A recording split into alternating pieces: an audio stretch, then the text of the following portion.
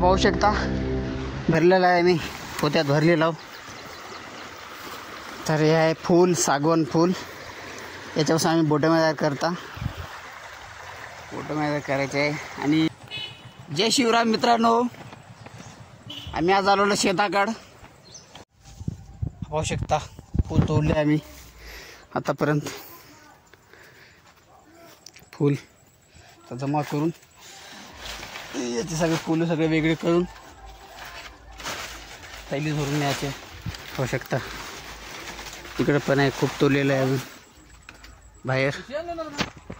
पाहू शकता जमा करून बाहेर।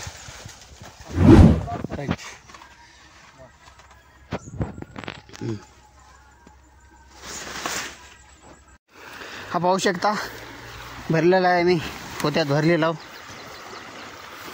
तर हे आहे फूल, सागवान फूल, याच्यापासून आम्ही बोटं तयार करता। बोटं तयार करायचे आहे आणि तयार झाल्यावर नंतर तुम्हाला दाखवेल की बोटं कसं तयार करतात आणि कोणत्या प्रकारचा असतो तो तुम्हाला दाखवेन मी नक्की। आम्ही आलात लास्ट ओढ्यापाशी। ओढा पाहू शकता तुम्ही, ओढा आहे आमच्या गावचा, शेताजवळचा। तर ऊन पण खूप आहे, मला वाटतं पाऊस येईल। तर निघालो आम्ही घराकडं। घरात निघाल्यानंतर हे कसं तयार करता तुम्हाला सांगतो आणि दाखवीन पुन्हा। पाहू शकता टोंगळ्याला पाणी आहे, हे निघाला बघा भैतानं आईच्या गावात।